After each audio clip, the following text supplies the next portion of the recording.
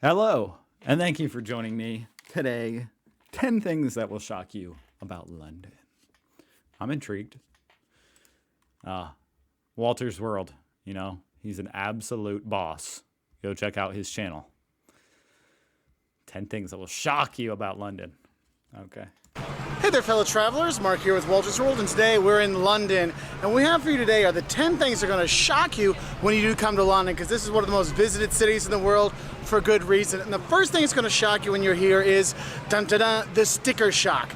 London is expensive. Hotels, accommodation, going out to eat, the non-free museums, they're all really pricey. Non-free. And Dang it. See, that's one of the nice things about museums is they're usually free. Exchange rate usually doesn't go in your favor if you're from the US or Europe and things like that. So that's the first thing it's going to And most tourists are surely too ignorant to even know they're getting ripped off. shock you is, oh my God, this is an expensive place to go.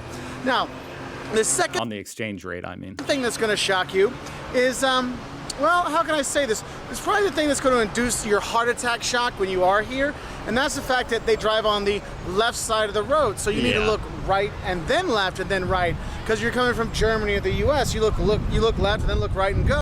I've seen this, that they have these little signs there. That's super useful. This might actually save my life if I was there. So here the car's coming from the other way, and I can't tell you how many tourists I've seen looking the wrong way, and they step out, and then a cab driver's like, and like, oh my God. I mean, I saw 3 people yesterday almost die because they were looking the wrong way. So I don't know if I'm weird though, but if I'm crossing the street, I'm gonna look both ways, no matter what. Like whether it's a one-way, you never know. Some little old lady might have turned down the wrong way, down the one way. I'm looking both ways, so I'd probably be all right. that's the second thing that'll shock you is cars going the other way, heart attack inducing, oh my God, I almost got killed there. The third thing that's going to shock you when you come to London is how international this city is. I know we're in England, but you don't really feel like it all the time. Well, yes, you do when you got, the Buckingham Palace over here, Trafalgar Square, Piccadilly Circus, but the city truly is international. Probably the most international city in the world. Right, because I've heard that most people there aren't even from England. You're gonna have your high tea, at 4 o'clock with crumpets and scones and all those things. It'll be served to you by an Italian waitress, or you're gonna go to the pub, right? The quintessential England, London experience is going to eat at a pub. Go get a pint at the pub. Well, that person pouring that pint Wow, look at that stuff. might be from Poland. And the city is so international, so it's got great food from around the world. People from all over come here, so that is pretty cool. But it is shocking how not super English it is when you are here, but there are still some cool English stuff, like seeing the change into the guard and stuff like that. Now, the fourth shock we have on there is kind of help you with the sticker shop side of things, and that is how many great free things there are to do in London. Oh, we got world-class free museums. There you go. Yes, it's expensive, but the best museum, the British Museum, where you can see, artifacts from Greece and sarcophagi from the pharaohs in Egypt and all kinds of things like that, it's free to go in. The Tate Modern, you can go see the V&A where they have copies of great masterpieces and artwork from around the world. I mean, Copies. there's so many great free things to do. Just standing outside and taking in the historic buildings, you're gonna feel like I'm on a movie set. I saw this in a movie. You have that feeling when you're here, and that's what's really cool. And they have all kinds of great free things. So don't get suckered into going to some of the pay stuff. Some of the pay stuff is worth it. For example, going to Westminster Abbey, that is well Wow, look at the intricacy of this. That's insane. worth the price of entrance. Other ones like Madame Tussauds, I don't know if it's really worth 25, 30. Wax museums are creepy to me. It's incredible. Pounds, so be careful with that. The fifth thing is going to shock you is, look, it's sunny today. We actually have nice weather in London. Wow. Look, it doesn't rain every day here. I know I like to joke about the bad weather in London and the bad weather in England, but I'll be honest, you can have great days like this where it is sunny and the people go out to the pubs and all kinds of stuff and really make the city come alive. So if you are here, believe me, the weather may shock you that you can get a great sunny day like this. And it just comes down to luck, huh? And sometimes I'm not the luckiest man. However, probably the real shock is it does rain a lot when you are here, so make sure you bring a jacket, because believe me, I know I actually have a jacket in my bag just in case this beautiful It rains so much that it's shocking when it doesn't rain, is what he's saying. Day ends and we have a little London shower come through. So we've gotten away from the clouds and the really nice sunny weather and warm weather, and now it's getting a little bit chilly. I need to have my jacket. So let's finish off number 6 through 10 of the 10 things that are going to shock you when you come to London. So the sixth thing that might shock you when you come here is how much people do drink here. Men, women, not children, but you know. I don't think I'd be surprised. It's just like how But many pubs maybe there I are would. out there throughout London, how many bars and restaurants and nightclubs and stuff like that, and how much people really love to have a pint. They all have such a cool vibe to them. So, like a tavern, old school, and If you're going down, you see the people leaving Canary Wharf from work and they're doing pub crawls on a Thursday. You see them pub after pub after pub, and it's amazing how much people do drink here in London, and they drink a lot, whether it's a pint of stout or an ale or a Peroni, which seems to be popular now, or a gin and tonic if you're in White Castle or whatever. There is drinking going White Castle? Is that not just a shitty American fast food place?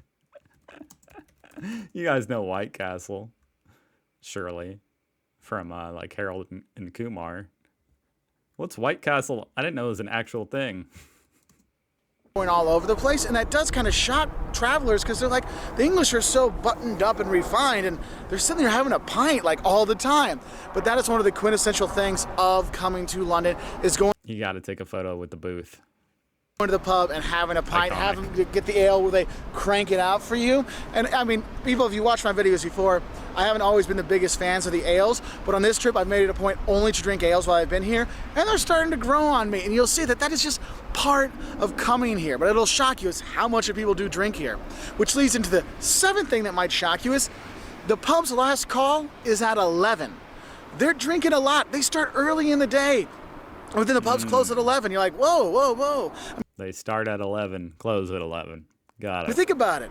If you're coming from Spain or Portugal on your trip, at 11 o'clock, people are starting to think about maybe getting ready to go out. Here, pubs are closed. You got to find another, nightclub or something like that to go to. So it does kind of shock people when they're like, wait, it's 11. The pubs are closing? What's going on here? So do realize I wonder why that is. You would think there'd be enough business after 11 o'clock where they'd want to stay open. that the pubs do close at 11. So get your drinking in earlier, I guess. So that might be shocking for tourists that are coming here for a good Then again, after 11 o'clock is really where everything starts going downhill here in America at a bar. That's when the fights break out. It's when the drunks won't fall asleep on the dance floor and you have to kick people out. And so I don't know, maybe save more money by just ending it at 11. pub time, good time, all right? Now, the eighth thing that shocks tourists when they come here is how good the tourist infrastructure is here. I mean, the English are extremely well organized, and here in London, it's no They know how to take your money, and I respect that. different. And what's cool is that means there's tons of hotels, there's tons of restaurants, there's tons of nightclubs Fish and chip shop. How cool. and bars and theaters you can go to and operas and all kinds of really cool things you can I don't like tomatoes.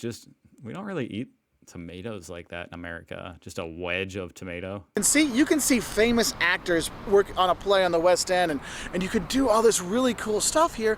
But also, if you're a tourist, you can do this on your own with all the information that's out there. The tube is easy to use. You can go get your Oyster card and top it up and do that. Make sure you tap in and tap out. I mean, it gets expensive, but the thing is, you can really get around, and the cops will help you, and the people will help you, and it is a really cool thing. The cops are actually helpful. Well, that's the shock. So if you do get lost, ask the Some police here in America are cool, but shopkeeper, hey, which way should I go?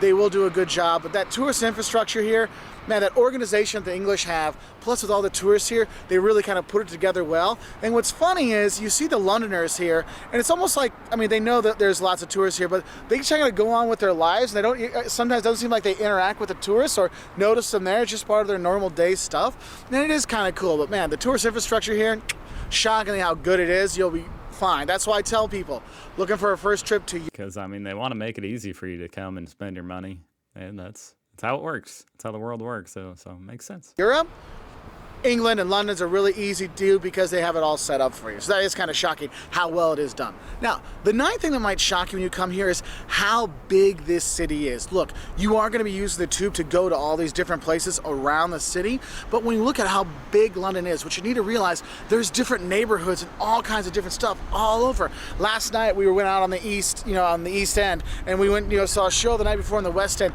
Maybe go to Greenwich and go do something. Soho, Notting Hill, Chinatown. There's so many different districts throughout here that people think, oh, well, London must be kind of a historic center. I see the City of London, I go see the Tower of London, and I'm done.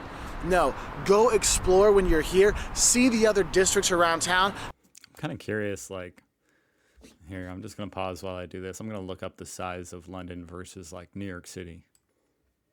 Okay, so you've got New York City at 302 square miles. That's pretty big.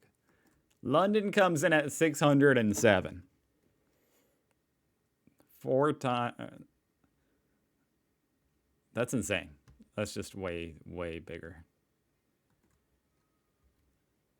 Twice as big.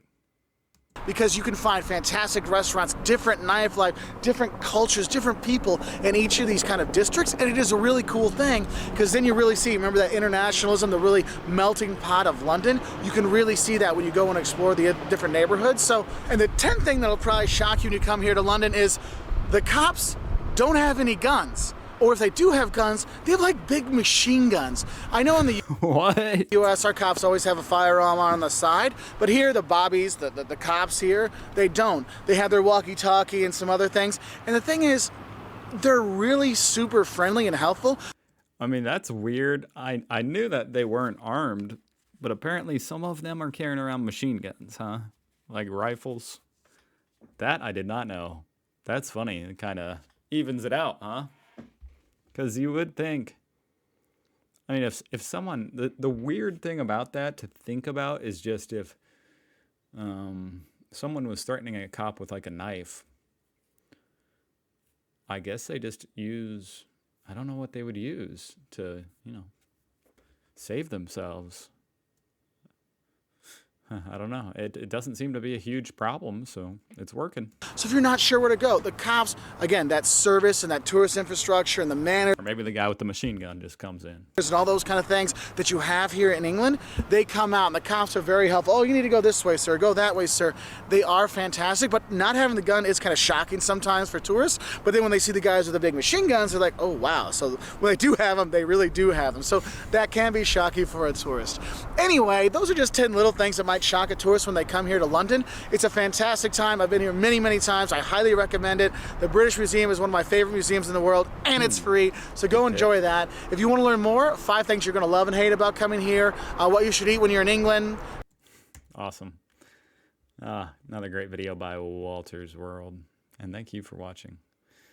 Have a fantastic day. Go check out his channel. Link in the description. And I hope to see you again, tomorrow. Because I'll be here, learning more about Europe in general. Mostly the UK. But you already knew that. Maybe you didn't. Okay, goodbye.